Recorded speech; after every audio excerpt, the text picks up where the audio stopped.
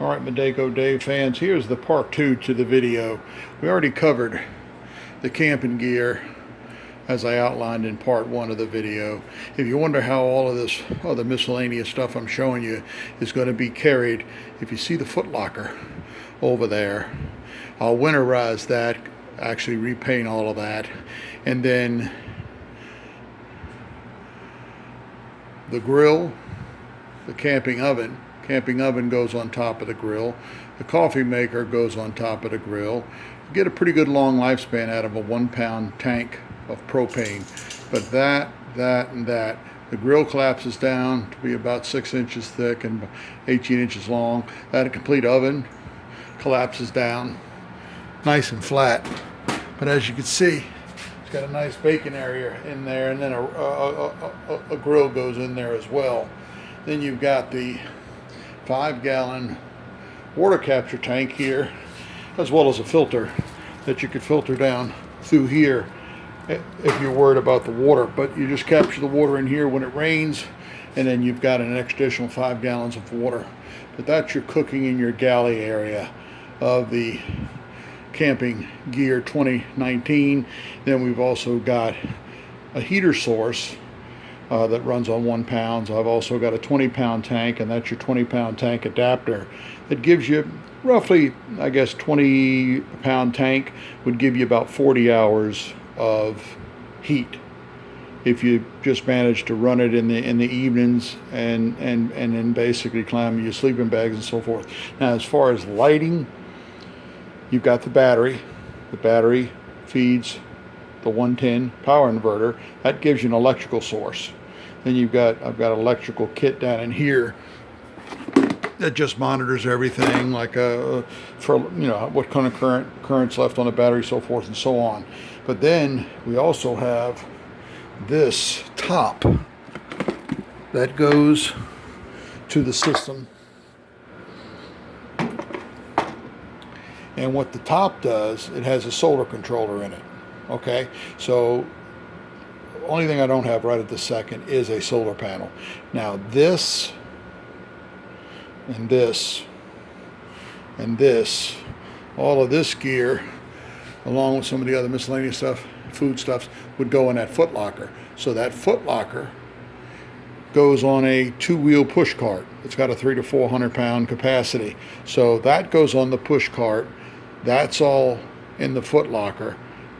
That goes on the push cart, and then this remaining gear and 125 watt solar panel goes on the push cart. Actually, the solar panel mounts to the push cart so that anywhere you go, anywhere you set up your gear, you can simply roll the push cart out in a direct line of sunlight, and then basically you've just got your 2 wires coming back to your system.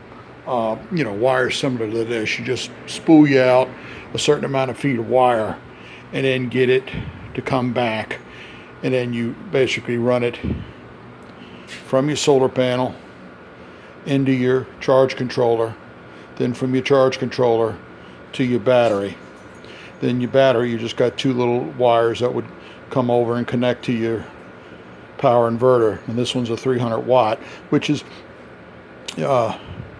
capacity to the battery itself. A marine deep cycle battery would be more preferred, and I plan on getting one of those along with the solar panel. But during the day, you'd have solar panel providing you electricity during the day through your power inverter.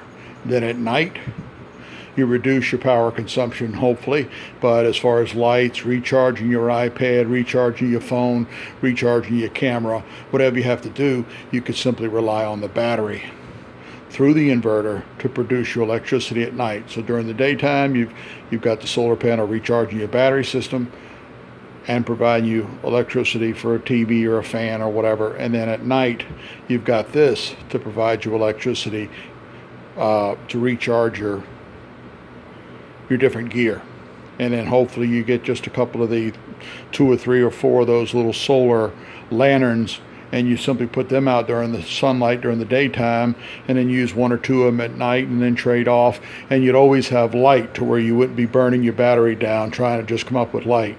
But again, we've got the heat source, we've got the box fan for basically keeping the tent cool, and then you've got your power station.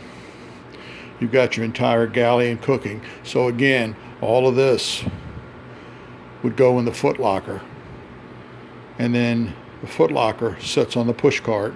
This all sets down in front of the push cart, and then this and this,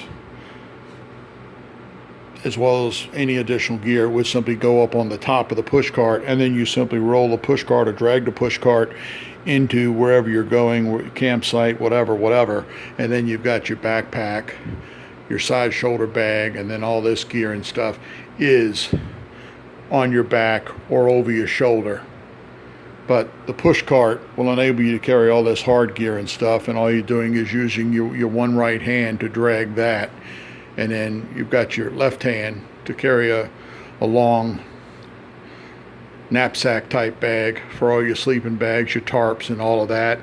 Not a lot of weight, and not too much weight to pull the push cart with this, but completely, all things said and done, you've got an entire galley, you've got a structure, you've got an outside structure, you've got a canopy creating shade for your tent and for your dwelling area, and you've got the capacity to recharge your phone, this and that.